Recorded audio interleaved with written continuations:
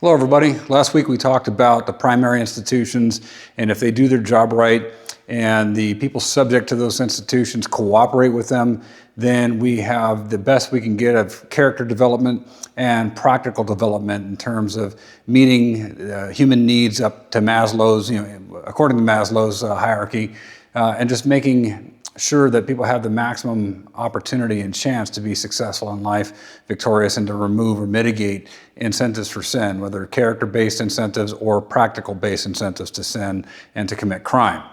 So today we're going to talk about the implications of when these institutions fell or people subject to them decide, well, I'm not going to cooperate with that, I'm not going along with that, or I'm not even going to tap into that. And so we're going to start with family.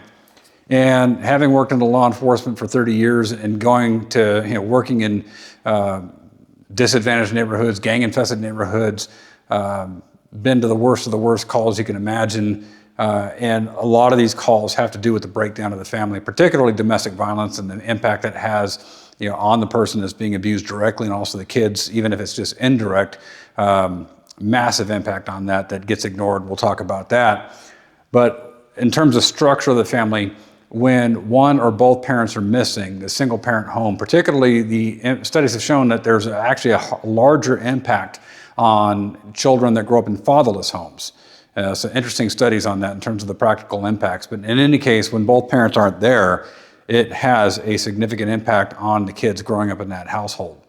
And I can tell you from personal experience, my mother decided she didn't want to have a family when I was 12, took my 15-year-old sister with her, and she was gone. Older brother got into drugs. My younger brother, he was suffering emotionally. And at 12 years old, I'm like looking around, okay, what's my responsibility? And I kind of, had to grow up very quickly to take responsibility. So interesting dynamic in terms of 4 different kids in the household, 4 different responses to the trauma of a mother, abandoning the family. And so it has an impact. And any victories and success that I had were in spite of what happened to me in that environment, and the Lord stepping in and making himself known to me and helping me in the midst of that. And we'll talk more about that. So if one or both parents are gone, foster homes can be disastrous experiences for kids growing up in those. I mean, the level of neglect, abuse. So many of those homes are characterized by, there's some good foster parents out there, don't get me wrong, but some of these temporary placements in foster homes where the government is basically paying them to watch the kids. So many of these places, particularly in disadvantaged communities, it's like, okay, well, I'll take the money. You can, tow and store and park your the kids here, but I'm not going to do anything for them, and I might even abuse and neglect them. My daughter-in-law is a marriage and family therapist. She got her start in the business by working in these disadvantaged communities, visiting these kids in these conditions, trying to deal with Child Protective Services, the government side of things, who refused to do what they could have done and should have done in many cases, and actually got mad at her for caring and for saying, hey, you need to do your job and look into this because there's a massive impact going on in these kids' lives and you're not doing your job. So there's some conflicts from that. Then you have the parents that are working too much. They're living in poverty, they're working 2-3 jobs, both parents are gone, they're just not there. And in the larger family, sometimes it's the older siblings that are left to take care of the younger siblings. And, how unfair is that? I mean, it's a reality for many families, but it's like, okay, parents are gone. I admit the best you're going to get is how they're equipped to deal with it. And that's not always, going to be the best scenario. Sometimes the older siblings do a great job, and sometimes they're just not equipped to. And so looking at the structure of the family, the absence or whatever, just merely whether they're there or not is a big factor. But then you have the abuse factor, whether it's physical abuse, emotional abuse, sexual abuse. All those things have a massive impact on upbringing. And again, going back to Maslow, safety needs and the feeling of security, abuse destroys that. And one of the problems that we have in law enforcement in responding to domestic violence, I have seen countless cases where we don't even talk to the kids.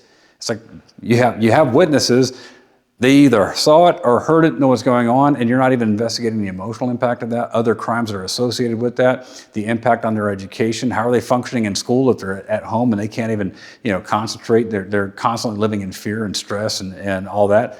Then you have the neglect aspect where it's like, well, the parents that are just, I don't really care. I got my thing. And for whatever reason that is, A lack of parental involvement can explain by their own criminal activity. They have bad values. They're living immoral lifestyles. They're into drugs and alcohol. Kids that raise themselves are more of a nuisance. They were never really having planned on having any kids, but lo and behold, we have kids now. So there they are. Or they're step parents, or new boyfriends in the house, what have you. A lot of that abuse happens because of these people coming in after the fact. And then a big one is, even if you have both parents in there, if they don't hold the kids accountable. Here's the standard, I'm going to hold you accountable to it. Here's the discipline associated with it. Then if you don't have that, then of course the kid's like, well, I can get away with anything. And I can tell you, working gangs and working gang communities and going into these homes in terms of wrong values and immorality, parents that are involved in gang activity and cartel activity, teaching their kids to be gangsters. I remember one lady, I won't share her name with you, but I'll never forget her. She's kind of a queen pin of a gang in Lake Elsinore back in the day. Not even sure she's still around, but she raised her kids to be gangsters. I remember telling her teenage son, younger teen, that when he was stressed, to smoke some weed. Oh, good parenting skills there. Your kid's stressed out, smoke dope so you can go out and smoke more dope. And unfortunately, this kid, who was a gangster himself, ended up getting shot and killed. And there's horror stories in that family based on what was going on there. But if the family doesn't do its job, what can we predict about a kid's character, about a kid's ability to actually acquire marketable skills, to pay attention to the schools if the schools are actually even doing their jobs right? What can we expect? I can expect a much higher probability of criminal behavior under those conditions. The incentives have just skyrocketed. Morally, ethically, from a character standpoint, from a practical standpoint, especially in communities of poverty and disadvantage and gangs and all that kind of stuff, I can predict, and again, our two basic questions of the course: why does crime happen? What can we do to mitigate it or prevent it? Look at the family. When that breaks down, you have massive problems. And again, going back to the parent-kid ratio, if other institutions have to get involved, i.e. the government, do they have that kind of ratio? Do they have that kind of skill set, budget, level of attention, focus? No. So it's going to be a problem. So let's shift over to problems in the church. So having been saved and having a relationship with Christ since 1996, I can tell you what my life was like before I got right with God and after He graciously saved me from myself and from my sin. But I can also tell you, having worked in positions in a couple of different churches, security ministries, things like that, decision follow-up ministries, being close to one particular who's well known in the church world, how things can go wrong in some of these churches, especially when you have a famous pastor at that time. Where I was going, where I didn't have a problem with the wrong doctrine. It was a good church in terms of they taught good doctrine, but in terms of its leadership, the way they ran the kid. My daughter went to the school at this particular church, and the pastor was an egotistical, non-loving, bad representation of Christ.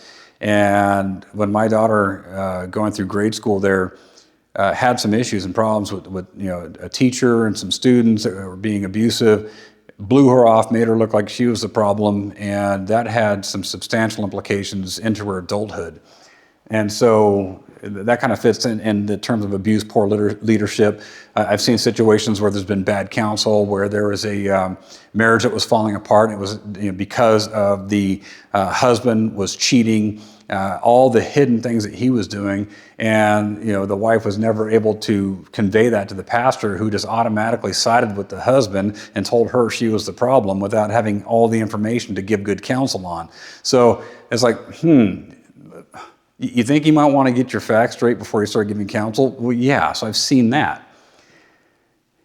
Failure to love according to Christ's example. And one of the things that you'll commonly hear in churches is, everybody wants to be a servant until they're treated like one. And this usually comes from pastors. And I'm like, okay, well, everybody wants to be a pastor until they have to love like one. And here's the thing, going back to everybody wants to be treated like a servant until they're, but wants to be a servant until they're treated like one. Show me in Scripture where Jesus advocated for the mistreatment of servants. Now, they make that statement in terms of, trying to check people's motivations. But I mean, if you start with this assumption that, well, you're just here because you want something out of this, well, what if I'm here because I just want to serve? And if you're treating me like dirt and you're being condescending and rude to me, what kind of example? That's not a Christ example. That is not an example of his love and kindness and humility.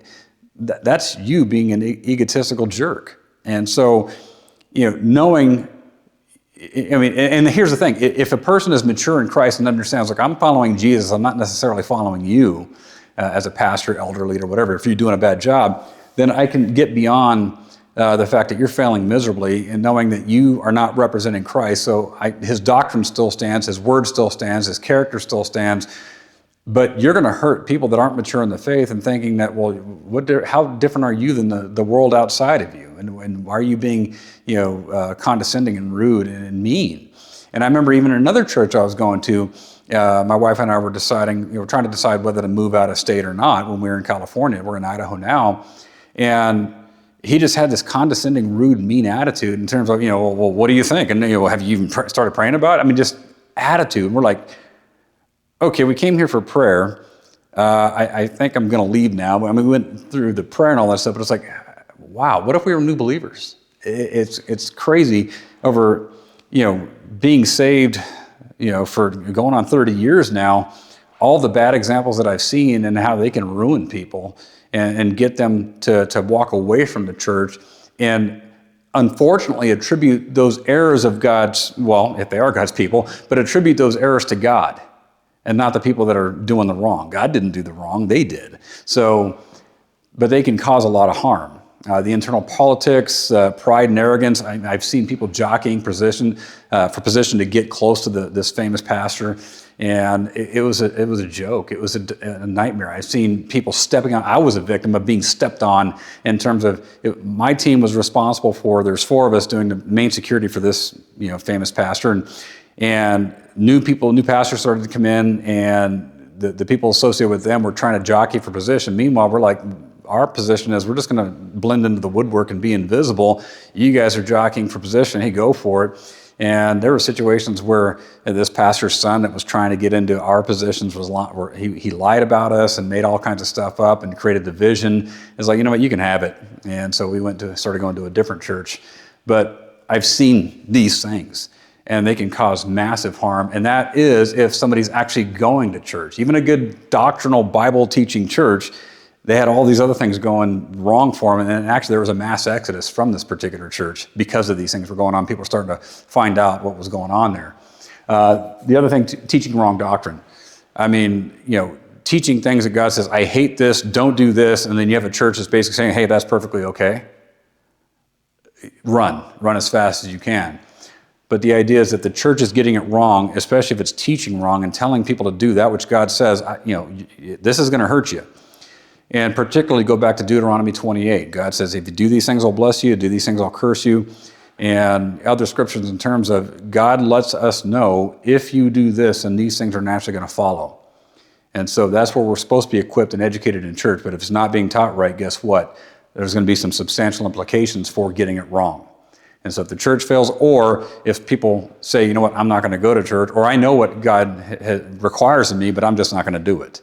Very dangerous to be in close proximity to God's word and his truth, knowing that I have no interest in actually following the Lord and doing what he wants me to do. It'd be better not even to hear it. At least your heart doesn't grow cold and hard and all that kind of stuff. But anyway, a lot of problems that come from that. Either bad churches are not adhering to good ones.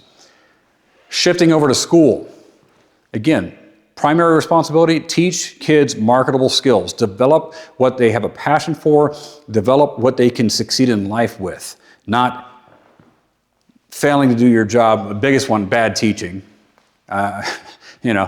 Teachers, especially with teacher unions, and I don't have a problem with unions per se, but when the unions basically substantially lean towards the benefit of the teachers themselves, not to translate the benefits to the students. And it equates to, well, I have tenure, you can't get rid of me, and I can teach or not teach any way I feel like, so have a nice day. I'm not doing anything. I'm going to go sit in the corner here. And I remember it took me 3 years to get out of high school algebra, because on one semester I'd have a good teacher and I'd pass a class. The next semester I had a really bad teacher and failed. And one of the worst ones, she was a cheerleading coach. She'd get up to the board, here's the problem you're gonna work today. She spent like 2 minutes on the board, the rest of the class, hey, go figure it out for yourself. And if you tried to go ask her for help, she'd like look at you with like, get out of my face. I'm busy working on cheerleading stuff, go away, stop bothering me. 3 years to get high school algebra. So I can tell you from experience, bad teaching, it's out there, and I'm sure a lot of you have experienced the same thing. The student-to-teacher ratio can never match the parent-to-kid ratio. So the idea is that the bigger the classes get, the worse the teaching usually gets, because kids need tailored education methods. People have such different ways of learning, and public schools in particular, and even a lot of private schools, it's one size fits all. I don't care that you learn better this way. I don't have the time or the interest or the energy to try and teach it to you differently. Therefore, you're just going to sit there and suffer. And these poor kids thinking, well, I must be stupid. Well, no, they're just not teaching you according to your needs. And then they go through school failing and thinking that they're the problem. In so many cases, you're not the problem, it's the teacher. Or teachers failing to recognize and make the connection between, well, what's going on at home over here that might be impacting your ability to perform here? That's a big one. And a little hint for you for future assignment, school records are one of the best places to look for who do I need to find that needs help and attention, and what might those records reveal in terms of, okay, I know who I need to focus my attention on from a governmental network standpoint. We'll get to that later. A big one today, reduction in expectations and standards. Well, they're failing, and usually for other reasons outside of the school. Sometimes it's because of the school or a combination thereof. So we're just going to drop our standards. You can graduate not knowing anything. You can graduate with no spelling, grammar, mathematics, or any kind of usable skill set. We're just going to go ahead and pass you on. That happens. And there's a case out of Baltimore. Their school districts in Baltimore, Maryland are horrific. And so there's a young woman, she's a honor student in one of the high schools there in Baltimore, and she gets accepted into West Point.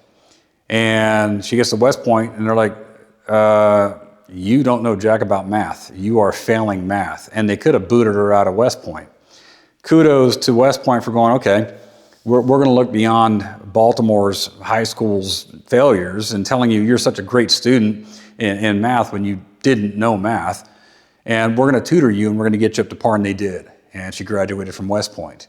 But how many people fall through the cracks because the school told them, no, you're fine, you're fine, you're fine. And lo and behold, because they wouldn't tell them the truth. And lo and behold, they get into the real world, and you are completely lacking any skill set in these different areas. A big one here too is not just the basics of science, English, math. It's also revisionist history and the indoctrination aspect of getting people to hate this country on a basis and foundation of lies. And getting people to think in terms of, there is no authority over you, particularly indoctrination in harmful matter in terms of there is no God. Well, so if there is no God and there's no legitimate authority, then there is no accountability. And if they further teach that, well, you derive from, a slime pool, a cesspool, and evolve from, whatever animal form that the flavor of the day is, well, if I'm just a random product of nothingness and a collection of cells and evolution, how could I be accountable to anything or anyone? I'm just going to serve my self-interest, do whatever the heck I want, and who are you to tell me differently? And then we wonder why we have discipline problems in schools, and we get called out to schools and law enforcement, and here's this kid, he's insolent and disrespectful. How am I supposed to correct that? What do you want me to do? I mean, I'm here to help in any way I can, but if the parents failed, they didn't adhere to church or didn't go, and you guys are teaching them stuff that's counterproductive, and now all of a sudden you call me because I'm the authority that you told them to disrespect and disregard, how am I supposed to help you? And then you talk to these kids, they're looking at you like, what do you want? What are you going to do for me? You can't force me to do anything. And the incredulity of kids doing things wrong, and there's some videos out there on these street takeovers where they're like blocking cops from coming in, who have the audacity to bust out their cell phones and record the cops' response to them committing crimes. I dare you to come out and hold me accountable. This is crazy what we're dealing with today, but it's part of that indoctrination process that these kids are exposed to, that there is no authority. So the kids are like, well, I'm not stupid. If there's no authority, I can do whatever I want, and you can't tell me any differently. And then, advocating immorality. Hey, go ahead and sleep with who you want to sleep with, impregnate who you want to impregnate. We'll give you, abortions and birth control and condoms and all that. And, just do whatever you're going to do. And, if you get in trouble, then we're not going to tell your parents. We're going to keep that information from them because, and in essence, what happens, that form of government, which is, again, schools are a form of government, and if they're not being homeschooled and they're public schools, well, then government wants to become God. Well, we're kind of the authority, but we're not, but we are. So we're going to tell you what the rules are, and we're going to keep all this information from parents. Again, what can I expect? What can I predict when a kid goes, wow, parents aren't home or neglectful or abusive or whatever, don't really adhere to church doctrine, to biblical doctrine. School tells me that I don't have any accountability. The government also advocates for me doing stupid. And it doesn't, and here's the big one. If you don't teach people logical fallacy, how to reason, how to study, how to research, how to find truth, and all you do is indoctrinate them with lies, what do you expect? Pissed off, confused kids that have a sense of, well, I can't trust you as adults, you have no authority, parents failed me, church might have failed me, you failed me. Let me see. Wow, can I predict more or less crime? Higher or lower levels of character? Higher or lower levels of ability to actually fend for myself? And then you advocate, well, somebody else's fault. For whatever reason, somebody else owes you. This sense of entitlement. This is a right, that's a right. What are you talking about? That's not a right, that's a responsibility. And that's something that people confuse. Rights come with responsibilities, and some things just aren't rights. And people talk about the right to health care. Okay, so then you're talking about you're going to force a doctor to give you treatment even though you don't have a means to pay for it. Interesting. Again, another form of slavery. Let me see. You want free health care, but you have no sense of responsibility to not eat junk food and to not get to the gym and exercise and make sure that you're healthy. Or you engage in harmful lifestyles that are almost certain to give you some sort of permanent or temporary disease, and you want other people to pay for that. Or you want to have a bunch of kids, but then you're not going to be in a position to where you have the skill set to go pay and support these kids as they grow up, but it's somebody else's problem. And that's the indoctrination from the schools. It's somebody else's fault, therefore you're entitled. I think I can predict higher levels of sin, immorality, and corresponding crime. So, crucial that one, the institutions do their job. Two, look out for how the institutions fail. And three, we haven't even covered the social side of things. The idea of social media. What does social media glorify? Pride, arrogance, sin, whatever. Self-righteousness, if you will, and advocating for things that God says, I hate that, and you're advocating for it. Again, if you're doing your right part in the home raising kids, you say you're not going to be exposed to that. You're not going to have access to this kind of social media or whatever. You're not going to watch these movies, watch these shows that advocate for things that God hates. The church saying, hey, stay away from that. God warned you, short, medium, long-term, and eternal implications of you doing that, so avoid that. And of course, the schools glorifying that. So it's a crazy combination of the world that we live in, constantly being bombarded. And I didn't even get into the political realm in terms of the evil that some people have that want to continue to keep people dependent upon them, poor, divided, and pissed off. And then again, wonder why crime happens. And even advocating for crime in some cases. We'll talk about that sometime. Getting to government, we talked about a little bit that government steps in when these institutions fail, but they usually step in a very fragmented, very abbreviated, and very ineffective way. And so what happens is there's an abuse of power in many cases where law enforcement, there's this at least a subconscious recognition that how am I supposed to make up for all these failures? I mean, we constantly get called to homes where the kids are insolent and they want us to fix a problem. It's like, I'll do what I can while I'm here, but I mean, you had 16 years to raise this kid, and all of a sudden you want me to step in and do something about it. It's like, we'll talk about what we can do. But typically what happens with that is this, well, since I can't really do anything, then I'm going to try and intimidate or threaten or what have you. So in the cases where you do have an abuse of power, then of course that also minimizes, mitigates harms, our legitimacy in the world in terms of, okay, let's enforce the law and let's be good servants of the public without this abuse. And if we recognize that we have limited, fragmented approaches, how can we fix that? And that's future subject and future assignments for this course is how do we fix this fragmented and limited approach. But the idea is that we have to have legitimacy in enforcing the law and doing those things. So think about the significance of these failures. Think about the implications of these failures and how these failures inform our ability to predict future criminal behavior.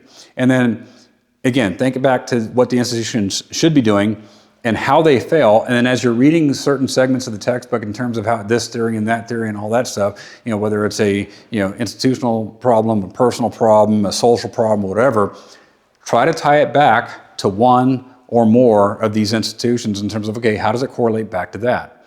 Because as we proceed through this course, we're going to be asking that question. When these institutions fail, we serving in government, what can we do to create a surrogate system that actually makes up for what was lost here? It's not going to be as good, but is there something better than what we are currently doing that could be more effective, that operationalizes volunteers and operationalizes members of the church and the church itself to step up and to step in where these institutions fail? Let me know if you have any questions or if I can help you in any way. Thank you.